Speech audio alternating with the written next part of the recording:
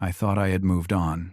2.5 years of rebuilding, of learning to trust myself again, of finally sleeping through the night without wondering where she was or who she was with. I had a good job, a decent apartment, and something that felt like peace. Then my doorbell rang on a Tuesday evening. I opened it to find Madison standing there holding a baby. Her eyes were desperate, her voice shaking as she said the words that would shatter everything I had built. "This is yours. You need to step up." Before we dive into what happened next, I would love to know where you are watching from. Drop your city or country in the comments below. And if you are enjoying this story, please hit that like button and subscribe to the channel. Trust me, you will want to hear how far some people will go to escape their own mistakes. Let us get into it. I need to take you back 3 years to explain how we even got here. I met Madison when I was 26 and she was 24. She was a graphic designer with this incredible eye for color and composition. She loved art galleries, small, independent bookstores, and hiking trails that most people did not know existed. When she laughed, it was this genuine, unguarded sound that made everyone around her smile too. Our first year together felt effortless. We would spend Saturday afternoons cooking elaborate meals we found in online recipes, usually failing spectacularly but laughing the whole time. Sunday mornings meant sleeping in, then driving out to state parks for hikes that would leave us exhausted and happy. She would sketch the landscapes while I took photos on my phone, neither of us very good at our respective hobbies, but not caring at all. I remember thinking somewhere around month 18 that I wanted to marry this woman. I started looking at rings online, imagining how I would propose. Maybe on one of our hiking trips at the summit of her favorite trail. Or perhaps somewhere more intimate in our apartment with candles and that song she loved playing softly in the background. But year 2 brought changes I did not see coming. Madison got a new position at a prestigious design agency downtown. Suddenly she was working late most nights, coming home after 9 or 10, sometimes even later. She said the projects were demanding, that the creative director was intense about deadlines. I wanted to be supportive, so I made dinner and kept it warm, waited up for her, asked about her day. She stopped asking about mine. The distance grew slowly, like ice forming on a pond. You do not notice it happening until one day you look down and realize you cannot see the water anymore. She stopped, laughing at my jokes, stopped reaching for my hand when we walked, stopped looking at me the way she used to, like I was someone worth seeing. I tried to tell myself it was just stress from work, that things would get better once she adjusted to the new role. But there was this knot in my stomach that would not go away, this voice in the back of my head whispering that something was wrong. Then one evening I came home early from a conference that had been canceled. Madison was on the couch, phone in her hand, smiling at the screen in a way I had not seen in months. When she heard me come in, she actually jumped and shoved her phone between the cushions like a teenager caught doing something forbidden. "What was that?" I asked. "Nothing," she said. "Just work stuff." The knot in my stomach pulled tighter. 2 weeks later, my best friend Derek called me. His voice had this careful quality, like he was trying to figure out how to defuse a bomb over the phone. "I need to show you something," he said. "Can you meet me?" We met at a coffee shop neither of us usually went to. Derek pulled out his phone and I could see he did not want to show me what was on the screen. But he did it anyway, because that is what real friends do. They show you the truth even when it is going to hurt. The photo was clear enough. Madison and a man I did not recognize standing outside a restaurant I knew she had told me was a client meeting location. They were not discussing design concepts. They were kissing. I stared at that photo for what felt like hours but was probably only seconds. Derek kept apologizing, saying he was sorry, asking if I was okay. I was not okay. I felt like someone had reached into my chest and was squeezing my heart with both hands. I confronted her that night. I did not yell. I just showed her the photo and asked her to explain. And Madison, to her credit, I suppose, did not lie. She admitted everything. His name was Trevor. He was her creative director, 42 years old, married with 2 kids in middle school. She said she was confused, that she needed space to figure out who she was, that it was not about me. It is always about you when someone cheats, though. That is what I learned. I asked her to leave that night. She packed a bag, crying, saying she was sorry, that she never meant to hurt me. I watched her walk out the door and felt something inside me break in a way I was not sure could be fixed. The next few months were brutal. I could not focus at work. I lost 15 pounds because food tasted like cardboard. I would wake up at 3 in the morning and just stare at the ceiling, replaying every moment of our relationship, looking for signs I had missed. My friends rallied around me. Derek especially checking in almost daily, dragging me out to movies and basketball games, refusing to let me disappear into myself completely. Slowly, painfully, I started to heal. I moved to a new apartment across town somewhere with no memories of Madison attached to it. I threw myself into my career and got promoted to senior project manager. I started going to the gym regularly, found a hiking group that met on weekends, even went on a few dates that did not go anywhere serious but reminded me that I could feel attraction again without it being tied to pain. 2.5 years passed. I thought about Madison sometimes, but it was more like remembering a movie I had watched once rather than a lived experience. The wound had scarred over.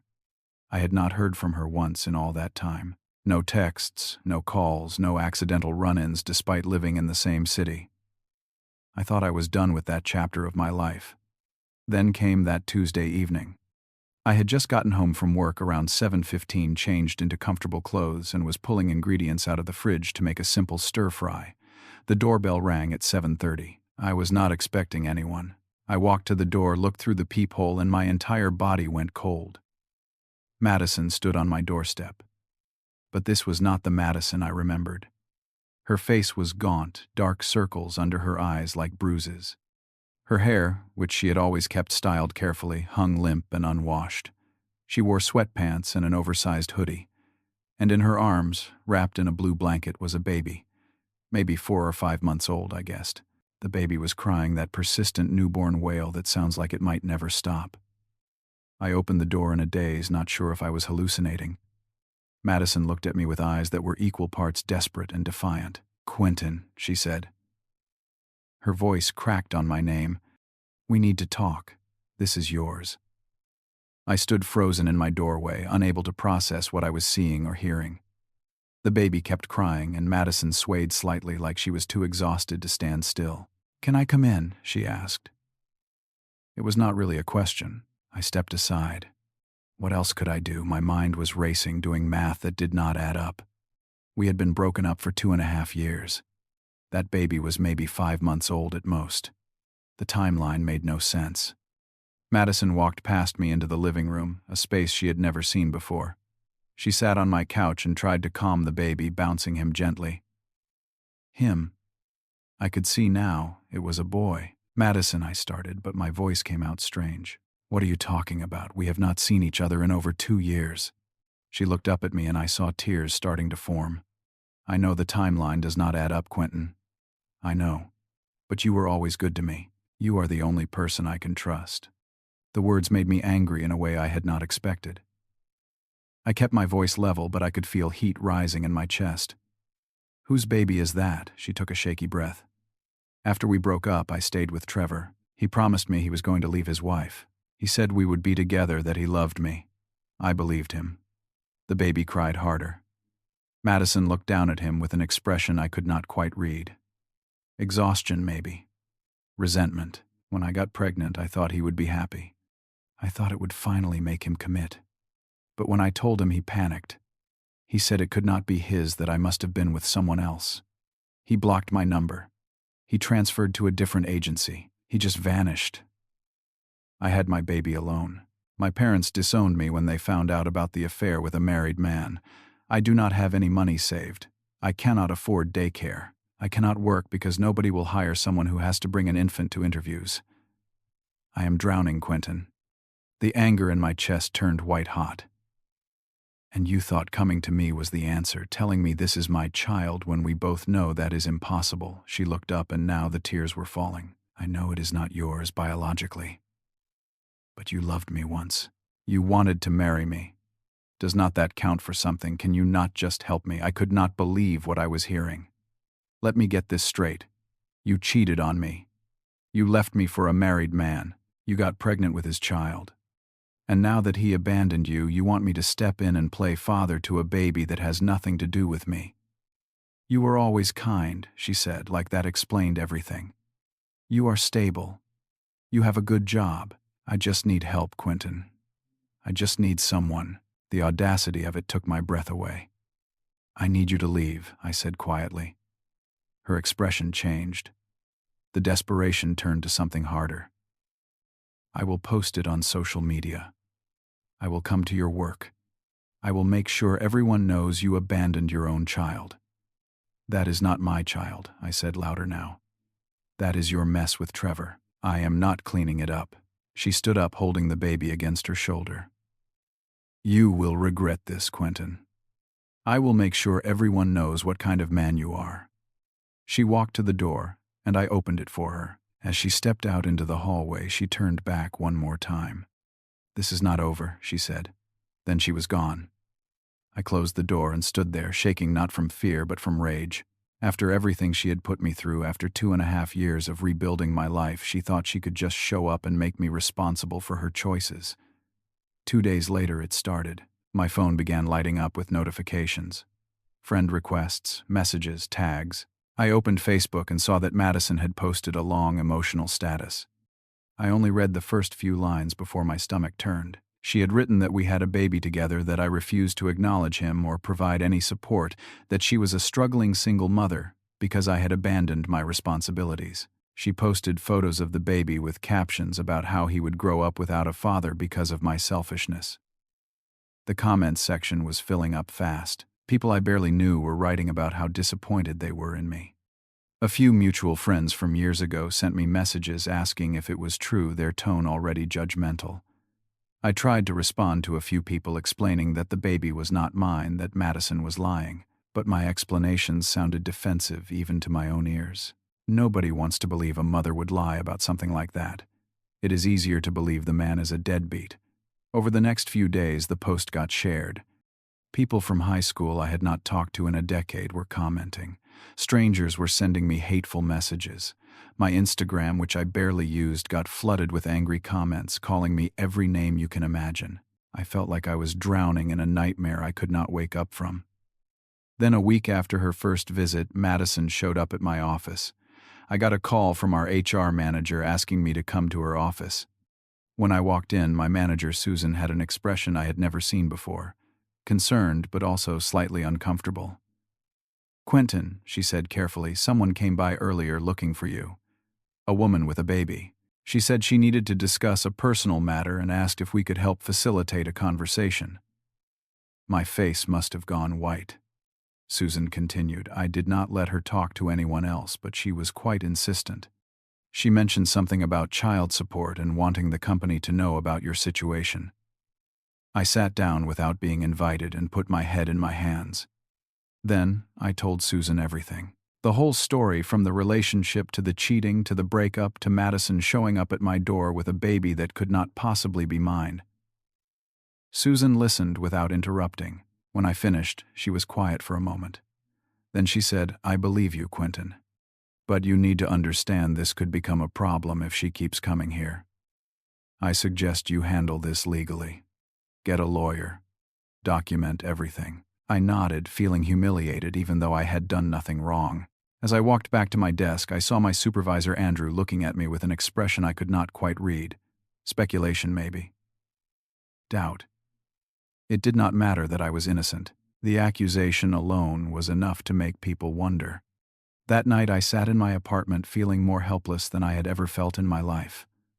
Madison had found a way to hurt me even more than she had 3 years ago.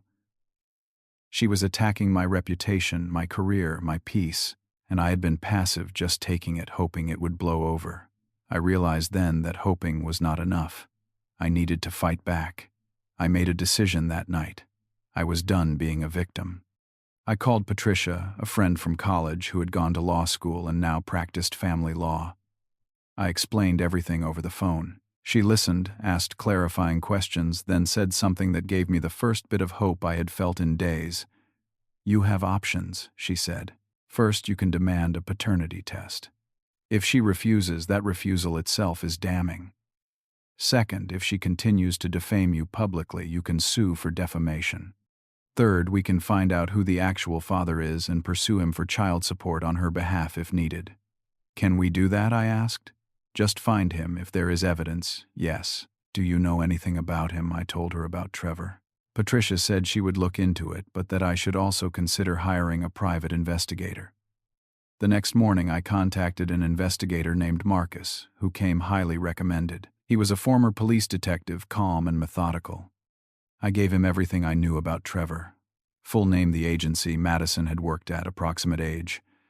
Marcus called me back 3 days later. Trevor Hutchinson, age 43, currently working at a marketing firm downtown. And here is something interesting. He finalized his divorce 6 months ago, right around the time Madison would have given birth. So he did leave his wife, I said. Just not for Madison. Exactly. And I found something else. He sent me a file. These are screenshots from a mutual friend of Madison. Text messages between Madison and Trevor from around the time she got pregnant. I opened the file. The messages were clear. Madison writing to Trevor, "This is your baby. You cannot just walk away from this." Trevor responding, "I told you to handle it. This is not my problem." There were more messages, increasingly desperate on Madison's side, increasingly cold on Trevor's. The evidence was undeniable. I felt a surge of vindication. "Thank you, Marcus. Send me the invoice." Now I had ammunition. I called Madison and asked her to meet me at a coffee shop. When she showed up, she looked even worse than before. The baby was with her, sleeping in a carrier. She sat down across from me, and I could see hope in her eyes. I did not waste time. I slid printouts of the text messages across the table. She looked down at them, and the color drained from her face. "Here is what is going to happen," I said, keeping my voice calm but firm. "You are going to take down every post you made about me. You are going to post a public apology stating that you made a mistake and that I am not the father. And you are going to leave me alone." She looked up at me. "Or what? Or I file a defamation lawsuit against you. I have proof that you knowingly lied about me being the father. I have documentation of the harassment. And I will win." Her hands were shaking. "Those messages do not prove anything," she tried. "They prove enough. And I am willing to take this to court." "Then you need to go after the actual father. Not me." "I cannot. He will not talk to me." "Then you make him. You get a lawyer. You file for child support. But you do not come after me for problems you created with someone else." She started crying then, but I did not feel sorry for her. I felt sorry for the baby, an innocent child caught in adult chaos. But not for her. She wiped her eyes. "Fine. I will take it down. And the apology." She nodded reluctantly. I stood up. "If you come near me or my workplace again, I am filing a restraining order." I left her sitting there and walked out of the coffee shop, feeling lighter than I had in weeks. But I was not done yet. I found out where Trevor worked and showed up at his office the next day during lunch. The receptionist tried to stop me, but I told her I had important information about a legal matter. She looked nervous and called him down. Trevor appeared a few minutes later, looking annoyed. "Can I help you?" he asked. "I am Quentin, Madison's ex-boyfriend." His expression changed instantly. Guarded, wary. "I do not know what she told you, but I do not have anything to say." "You have a son," I said. "And whether you want to admit it or not, you are responsible." "That is not my kid," he said automatically. I pulled out my phone and showed him the screenshots. "Your own words say otherwise. Madison told you it was yours. You told her to handle it. Then you ran." His face went pale. "Where did you get those?" "Does not matter. What matters is that you step up, or this becomes very public. I will make sure your employer knows. I will make sure your ex-wife knows for the custody arrangement. I will make sure everyone knows that you abandoned your child." This was a bluff mostly. I had no intention of actually doing any of that. But he did not know that. "What do you want?" he asked quietly. "I want you to contact Madison. Work out child support. Take responsibility. I do not care about the money. I care that she stops coming after me for a problem you created." He stared at me for a long moment. Then he nodded slowly. "I will call my lawyer." "Good," I said. "Because if I hear from her again, I am coming back. And next time I will not be asking nicely." I walked out of that building feeling something I had not felt through this entire ordeal. Power, control, like I was finally steering my own life again instead of being pushed around by other people's bad decisions. 2 days later, Madison took down all her posts. She posted a brief apology that did not name me specifically but made it clear she had made accusations that were not true. A few people who had sent me angry messages before now sent awkward apologies. Most people just moved on to the next drama. I blocked Madison on every platform I could think of. I blocked Trevor too, just in case. And then finally it was over. The weeks that followed felt like waking up from a fever dream. Slowly, carefully, I started to feel like myself again. My supervisor, Andrew, called me into his office about a month after everything settled down. He had heard through the grapevine the way people always do in offices about what had actually happened. "I appreciate how you handled that situation," he said. "Professional. Methodical. That takes character." It meant more to me than I expected it to. My coworkers stopped giving me sideways glances. The tension that had been hanging over my workspace dissipated. But I knew I needed more than just a return to normal. I needed to actually process what had happened. So I started seeing a therapist. Her name was Dr. Helen, and she specialized in trauma and relationships. In our third session, she said something that stuck with me. "You cannot control what other people do, Quentin. You can only control how you respond. And you responded by protecting yourself, which is not selfish. It is necessary." I thought about all the times I had questioned myself during this ordeal, wondering if maybe I should have just helped Madison anyway, even though it was not my responsibility. Wondering if I was being cruel by refusing. Dr. Helen helped me see that kindness does not mean allowing yourself to be used, that boundaries are not punishments, they are protections. I kept going to the gym, started hiking again with my weekend group. Derek and I went on a camping trip where we barely talked about Madison at all, which felt like progress.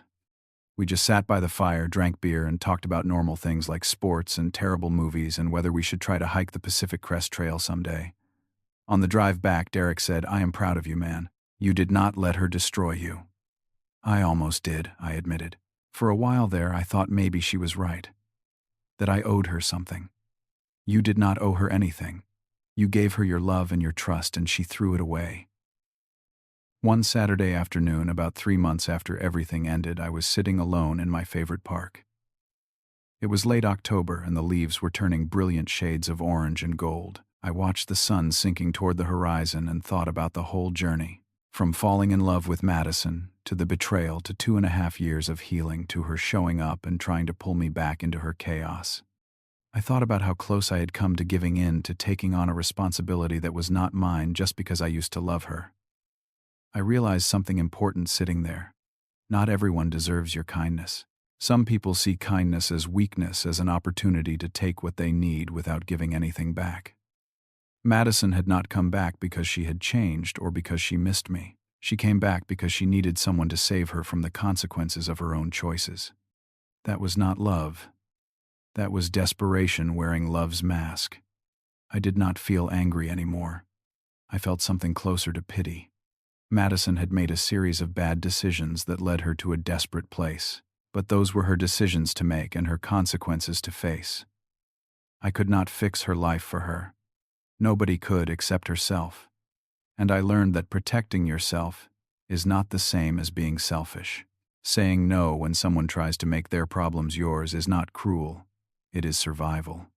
I thought about the Quentin from 3 years ago, the one who had been so devastated by her betrayal that he could not eat or sleep. That version of me would have probably caved to her demands, would have taken on her burden out of guilt or misplaced loyalty. But I was not that person anymore. I had grown. I had learned that my peace was worth protecting, that my life was worth defending. A few months later, I met someone at a book club that my therapist had suggested I join. Her name was Stephanie. She was a teacher with kind eyes and a quick laugh. We talked about the book we were supposed to be discussing, then branched off into conversations about our favorite childhood movies, places we wanted to travel, what we thought made a life meaningful. It felt easy, natural, like meeting a friend rather than auditioning for a role. I did not tell her about Madison right away. Not because I was hiding it, but because it did not feel like it defined me anymore. It was just something that had happened, a chapter in my story rather than the whole book. When I eventually did tell her over coffee about a month into knowing each other, she listened without judgment. "That sounds incredibly difficult," she said. "I am sorry you went through that." "I am not," I said, surprising myself. "I mean, I would not choose to go through it again. But it taught me things I needed to learn." "Like what?" "Like how to protect myself. Like how to recognize when someone is asking for help versus when they are trying to make me responsible for their choices. Like the difference between compassion and self-destruction." She smiled. "Those are good lessons." "They were, expensive ones," I said. She laughed. "The good ones usually are." We kept seeing each other, slowly without pressure. I was not in a hurry. Neither was she. We were just two people getting to know each other, seeing if something real could grow. I found myself noticing things I had missed before, red flags I would have ignored with Madison, but also green flags. The way Stephanie talked about her problems without expecting me to solve them. The way she respected my time and my space. The way she asked about my feelings instead of assuming she knew them. I was different now too. More careful maybe, but also more honest. I said what I meant. I meant what I said. I did not pretend to be okay when I was not. I did not ignore discomfort hoping it would go away. I was learning how to be in a relationship as a whole person, not as someone trying to fix or save someone else. Sometimes I still thought about Madison. I wondered how she was doing, whether Trevor had stepped up, whether she was managing. But those thoughts were distant now, like wondering about a character in a book I read years ago. I hoped she was okay. I hoped she had found help and support. But I did not need to be the one providing it. One evening I was sitting on my balcony watching the sunset when I had a realization that felt important enough to write down. I grabbed my phone and typed it into my notes. Sometimes the people from our past come back not because they have changed, but because they need something. And that is okay. You do not owe them anything. You do not owe them your peace, your stability, or your future. Protecting yourself is not selfish. It is survival. And choosing to walk away from chaos is not giving up. It is choosing yourself, and that is the most powerful thing you can do. I read it back to myself and felt the truth of it settle into my bones. I was not the villain in Madison's story for refusing to save her. I was not cruel for protecting my own life. I was not heartless for maintaining boundaries. I was just a person who had learned finally that loving yourself enough to say no is sometimes the bravest thing you can do. The sunset finished painting the sky in shades of pink and purple. I sat there feeling something I had not felt in a long time. Genuine, uncomplicated peace. Not because everything was perfect, but because I really knew that I could handle whatever came next. I had survived betrayal. I had survived manipulation. I had survived someone trying to make me responsible for their choices. And I had come through it stronger, wiser, more whole. That was enough. That was everything. So let me ask you, have you ever had someone from your past try to pull you back into their chaos? How did you handle it? I would love to hear your stories in the comments below. And if this story resonated with you, please hit that like button and subscribe to the channel. Share this with someone who might need to hear it, someone who is learning to protect their own peace. Thank you for listening to my story. I know it was not easy to hear, and it definitely was not easy to live through. But I hope it reminded you that you are allowed to choose yourself. You are allowed to protect your peace. You are allowed to say no. Take care of yourselves out there. Protect your hearts. Trust your instincts. And remember that walking away from someone else's chaos does not make you heartless. It makes you wise. Until next time.